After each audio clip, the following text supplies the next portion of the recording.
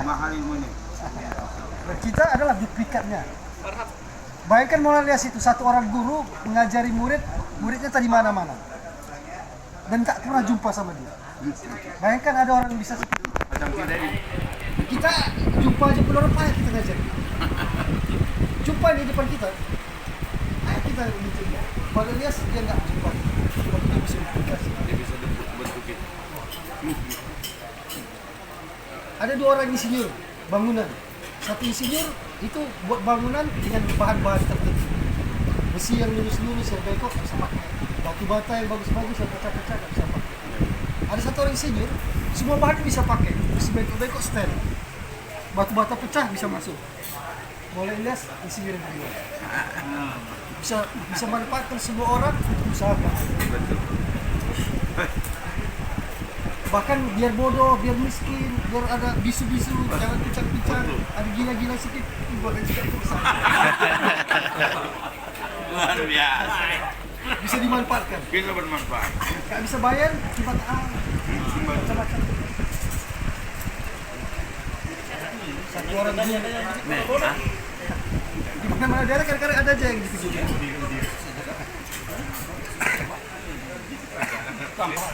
Iya. Santri-santri. Tidak perlu bikin buku. Nanti orang sibuk buat sekolah-sekolah bikin buku untuk tulis apa yang dia buat.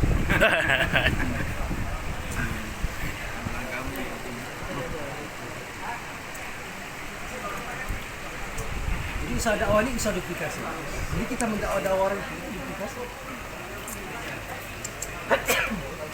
Penyebaran itu. Mempersa dengan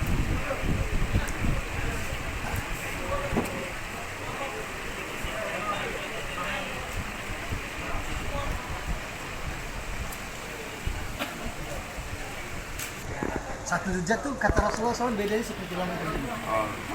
Ada level. Dalam matematika ada angka-angka atau digit.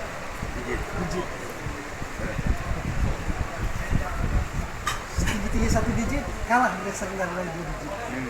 Setinggi-tinggi dua digit kalah dengan serendah-rendah tiga digit. Setinggi tiga digit kalah dengan serendah-rendah. Dalam agama kan seperti itu juga.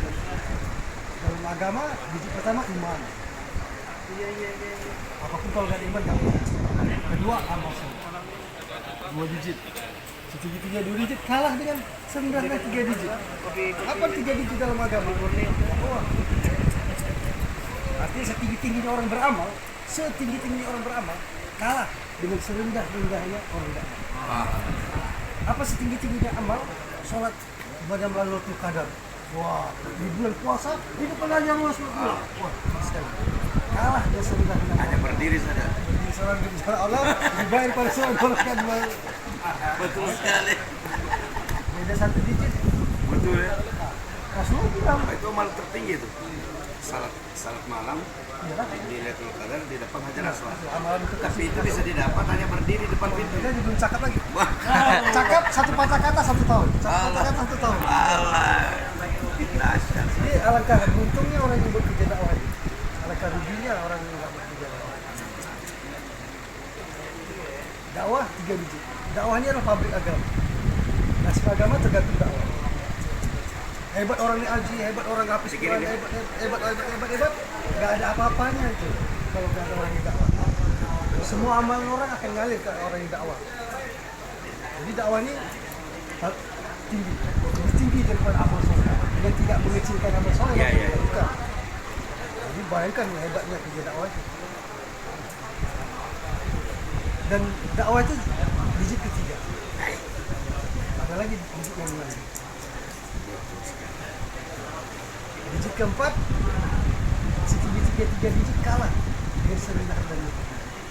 Setinggi 3 digit 999. Serendah-rendahnya 4 digit 1000. Itu serendah-rendahnya. Betul. Jadi dalam agama 4 digit itu dakwah.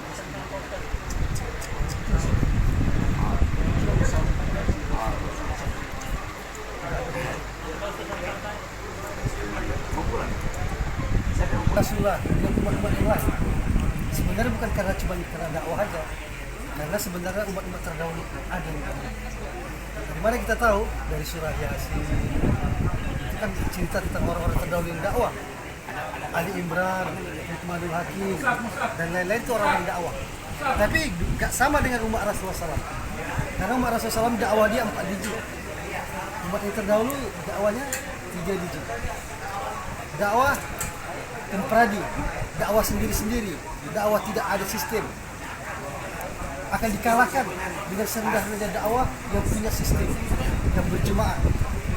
Bukan cuma dalam urusan dakwah aja, dalam semua urusan, tetap urusan yang berjemaah akan mengalahkan yang sendiri. Contoh, ada satu orang pedagang, jualan rajin kali dari pagi sampai malam, jualan rajin, banyak uangnya. Ada satu orang pedagang, rajin kali jualan, tapi punya 100 orang tim marketing. Salesnya 100 orang. Setiap ada yang laku di antara 100 ini, dapat dia 2,5%. Maka dia akan mengalahkan yang satu orang tadi. Karena apa? Karena dia ada sistem. Karena dia berjemaah, ada link, ada networknya. Dalam dakwah pun itu juga.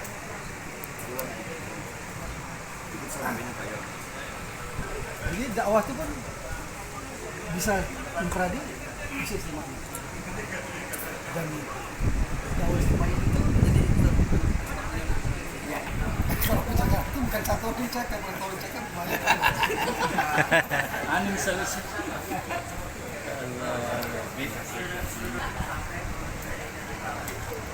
Jadi nabi-nabi yang diutus Allah Subhanahu wa taala itu nggak semua sama masalahnya atau metodenya atau target-targetnya, misinya. Ada nabi yang diutus Allah Subhanahu wa taala untuk menyempurnakan iman, amal, syariat agama, hakikat agama. Ada nabi tidak, hanya mengurus hakikat agama tok, syariat agama nggak mau terlibat. Nabi apa seperti itu? Itulah Nabi Isa alaihissalam. Nabi Isa alaihissalam beda dengan Nabi Musa alaihissalam. Nabi Musa alaihissalam itu diutus Allah Subhanahu wa taala membetulkan hakikat agama. Hakikat agama itu maksudnya kecintaan kepada Allah, keyakinan kepada Allah, tauhid. Syariat agama. Syariat agama di zaman Bani Israel itu sempurna. Karena iman umat Bani Israel itu sempurna karena banyak melihat mujizat. Maka akibatnya syariat mesti sempurna. Syariat sempurna. Dan cash. Jadi umat Bani Israel di zaman Nabi Musa itu syariat mereka cash. Karena mereka banyak mendapatkan makanan-makanan, akibatnya syariat mesti sempurna dan cash tunai.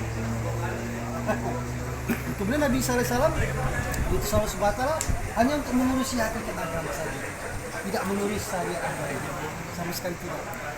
Dan apabila digiring untuk terjerembab ke urusan syariat agama, Nabi Isa alaihissalam akan menghindar. Dan Bani Israel tahu kiat-kiat Nabi Isa. Dan mereka sering menjebak Nabi Isa alaihissalam supaya tidak bisa menghindar daripada syariat agama. Di Injil Barnabas itu diceritakan bahwa kaum Bani Israel mengarak satu orang pezina untuk menjumpai Nabi Isa alaihissalam. Kemudian mereka tuntut supaya pezina itu dirajam karena sudah lengkap saksi-saksinya. Dan Nabi Isa alaihissalam tidak bisa menghindar lagi, tapi masih bisa dihindarkan. Cara kata Nabi Isa alaihissalam, kalau sudah lengkap saksi-saksinya, maka rajamlah oleh kamu yang tidak ada dosa. Maka karena di situ tidak ada orang yang tidak ada dosa, jadi dirajam zina. Itu menunjukkan Nabi Isa alaihissalam itu dia menghindari urusan-urusan syariat agama. Terus begitu terus. Ajarannya tetap hakikat agama. Allah Maha Pengasih, Allah Maha Penyayang, kasih pipi, tampar pipi jari, lempar pakai batu, balas pakai pisang. Maka ajaran Isa alaihissalam itu dikenal dengan ajaran cinta kasih. Jadi orang Kristen itu moto cinta kasih. Dan orang Kristen itu Injil yang dipakai orang itu 2 lapis. Satu lapis perjanjian lama, itu yang dari Taurat.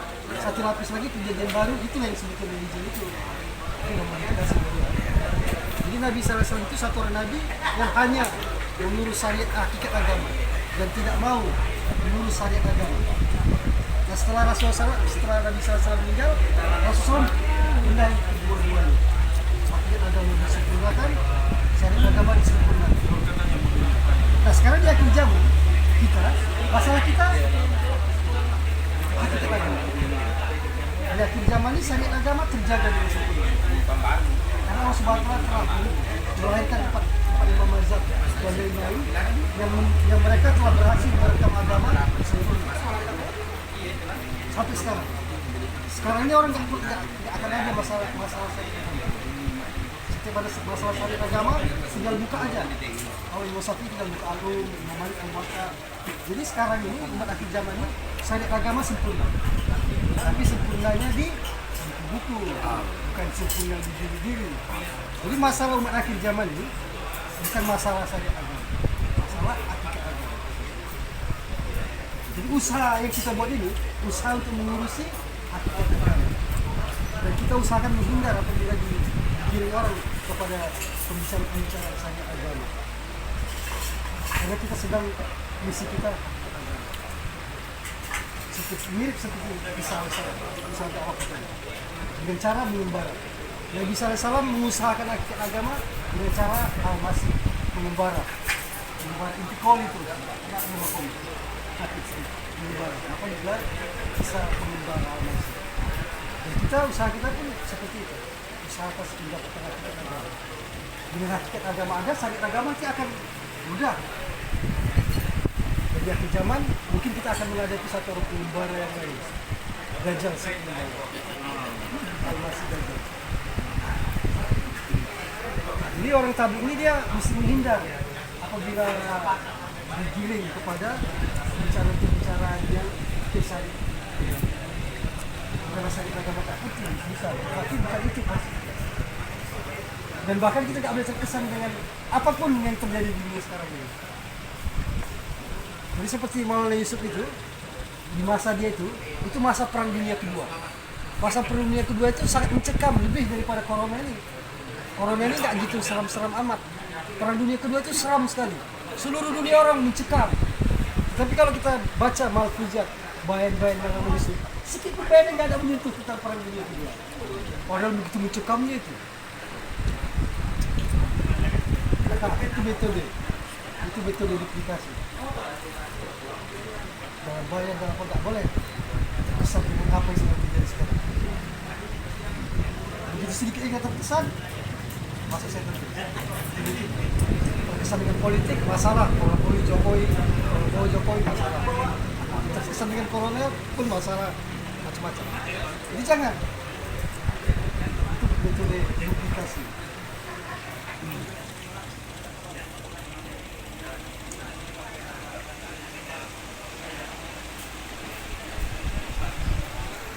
Sebenarnya 4 biji setinggi-tingginya orang dakwah infradi itu akan kalah dengan serendah-rendahnya orang dakwah istimewa. Karena dakwah istimewa ini siapa saja orang yang menghasilkan hidayah itu akan dapat, semua orang yang terlibat dalam kerja itu. Sama seperti orang main bola kaki itu istimewaiyat berjemaah. Yang gol kan satu orang aja, Maradona aja yang gol kan. Tapi bukan Maradona aja yang menang. Baik yang menang juga, ikan yang menang juga, pelatihnya menang juga, satu orang tidak menang. Itu kerja yang dikerjakan secara berjemaah. Jadi apabila kerja dakwah dijalankan dengan cara berjemaah, setiap satu orang aja dapat hidayah di mana-mana dunia ini. Seluruh abad-abad seluruh dunia dapat pahala yang sama, dapat mengurangi pahala. Sehingga malaikat bilang sama Rasulullah, Rasulullah aku bisa hitung berapa butir hujan jatuh dari langit.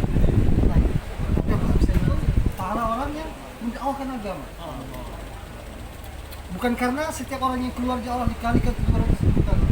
Kalau cuma karena itu, ya mereka tidak. Kalau terlalu banyak link, terlalu banyak cabang-cabang multi level berarti bingung mereka. Jadi sangat untung orang yang di akhir zaman ini ikut usaha agama secara istimewa. Kemarin Munas membentuk 5.538 jemaah Indonesia. Itu artinya setiap buku rekening catatan amal tuan-tuan semua masuk catatan telah mengeluarkan 5.538 amal. Telah mengeluarkan 5.538 di mana-mana seluruh dunia. Itu makanya untung sekali orang yang ikut kerja dakwah berjemaah di akhir zaman. Soleh-solehnya orang hidup di dunia ini soleh, taat, tapi kalau nggak dakwah rugi. Apabila dia meninggal dunia, buku amalan turun. Tapi orang yang dakwah ini, dia meninggal, buku amalannya tidak tutup, buka. Apalagi dia dakwah dengan istimewa. Jadi kita nggak tahu berapa banyak sudah masuk di catatan rekening amal kita. Dan berapa banyak amal kita nggak tahu. Nggak tahu kita.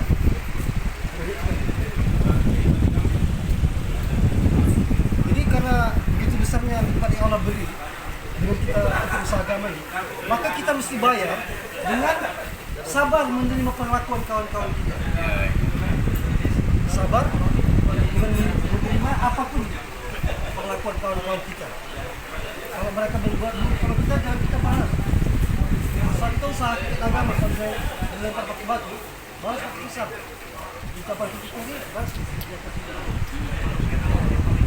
Kalau sakit agama tampar begini, tampaknya dia gitu. Oh, tetap Pak. Kalau kita enggak.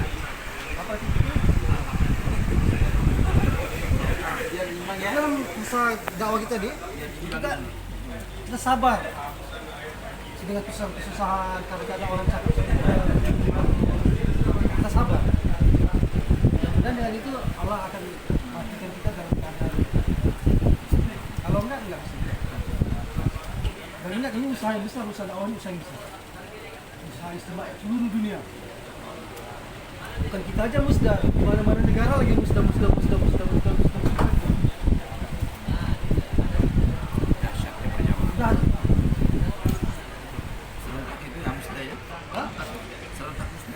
iya.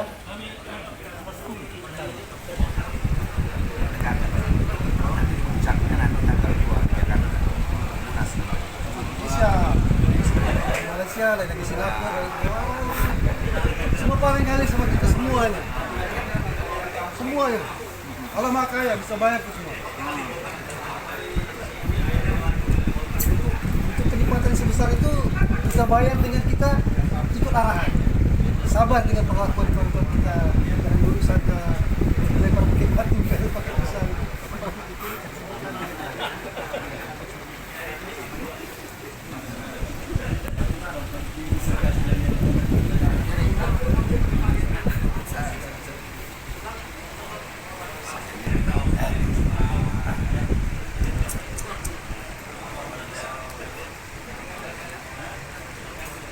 Karena dia tidak balas langsung, tapi balaskan pakai jenggot.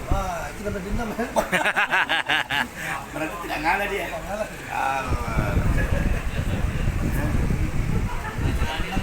Dia ada dua periode.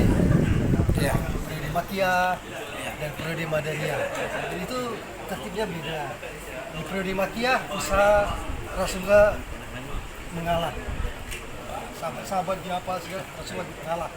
Tapi setelah Rasulullah pindah ke Madinah, nggak ngalah lagi. Mungkin juga bisa dakwah pun kalau ditiru cara seperti Rasulullah akan mengalami yang seperti ini. Di periode Makkiyah, Indonesia kita ngalah. Nanti ada saatnya. Dan di periode Madaniyah ada satu amalan yang sangat menggiurkan, sangat menggiurkan sekali, itu amalan jihad. Amalan jihad itu masya Allah, itu amalan yang cash. Kalau mati masuk surga, kalau nggak mati menguasai ganimah. Ganimah itu bukan uang aja, perempuan kita dibagi. Umpamanya Maulana Saad kirim jemaah Singapura, kata Maulana Saad. Berangkat jemaah Singapura, taklukan Singapura, bab, kumpulkan ganimah, berapa jemaah yang mereka? Itu orang kali bagi 1/5 sisihkan ke orang rasulnya. Perempuannya berapa? Bagi ceweknya berapa? Kalau ada 4 juta orang, nah, bagi berapa yang jemaah mereka? Satu orang dapat 40. Dan halal, sahih, halal. Nah, jadi dalam agama itulah bab yang sangat menggiurkan sekali. Dalam agama ini bab yang sangat memayahkan sekali, membosankan sekali, memuakkan sekali. Bab imannya, akidah, dakwah, ini yang berat yang paling lama. Kemudian bab ibadah nanti ilmu. Kemudian bab yang paling menggiurkan sekali, yang merangsang sekali, jihad. Itu sangat-sangat. Dia itu Mati masuk surga langsung. kalau nggak mati, ganimah. Dua saja Nah, pilihannya. waktu Rasulullah hidup, itu ada 29 perang. 29 perang, 9 Rasulullah itu, atau 19 saya tidak ingat. Sebagian Rasulullah kayak gitu. Itu kalau dihitung, seperti ke Najib, ke Khaybar, itu cuma seminggu pulang balik. Jemaah berangkat seminggu pulang, bagi-bagi ganimah, itu diperkirakan satu orang 3,5 M dalam bentuk uang. Satu orang Pasukan. satu orang pasukan uang 3,5 miliar. Kalau uang kita sekarang dikonversikan. Dan cewek 14. Satu orang. Wih, mas. Itu menurut ulama-ulama yang ahli sejarah. Itu kerja seminggu. Dapat 3 miliar. 3,5 miliar uang 14 orang cewek. Dan 14 ini bisa tukar. Aku nggak suka yang kuning-kuning, yang putih-putih. Ya. Oh, tukar. Dan halal. Makanya sahabat-sahabat ada anaknya 120. Bukan karena banyak kali istrinya nggak banyak kali. Tapi hamba saya yang banyak. Ya satu perang aja bisa 14. 10 perang. Nah, istilahnya bujang. Hamba saya.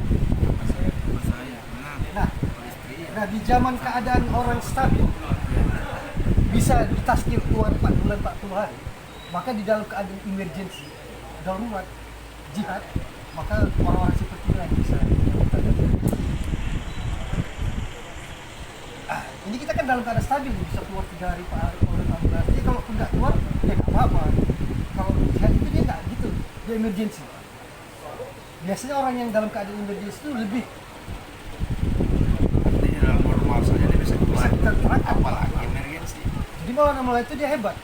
Dia bisa keluarkan kita 4 bulan, 4 bulan itu kerjaan hebat. Karena nggak ada yang emergency. Tidak ada emergensi. Kalaupun nggak orang apa-apa. Iya. Nggak ada sanksi apapun. Tapi kita keluar 4 bulan, keluarga. Nah, bagaimana sih kalau dalam keadaan emergency Maulana bayar tentang jihad? Bagaimana? Dia itu bab jihad ini dia Keluarlah, karena orang berilmu dan beradab tidak akan berdiam diri di kampung halamannya. Tinggalkan negerimu dan hiduplah asing di negeri orang. Kau akan dapatkan pengganti dari orang-orang yang kau tinggalkan, kerabat dan kawan. Berletih-letihlah, karena manisnya hidup akan terasa setelah letih dalam berjuang. Aku melihat air menjadi rusak karena diam tertahan tak bergerak. Jika mengalir maka dia akan menjadi jernih. Jika tidak maka air itu akan menjadi keruh menggenang. Singa jika tak tinggalkan sarang tak akan mendapatkan mangsa. Anak panah jika tak tinggalkan busur tak akan mengenai sasaran. Matahari jika tak bergerak maka tentu manusia akan bosan padanya dan enggan memandang. Biji emas tak ada bedanya dengan tanah biasa apabila tetap di tempatnya. Kayu gaharu tak ada bedanya dengan kayu biasa apabila tetap berada di hutan. Jika gaharu itu keluar dari hutan maka dia menjadi minyak wangi yang sangat mahal harganya. Keluarlah.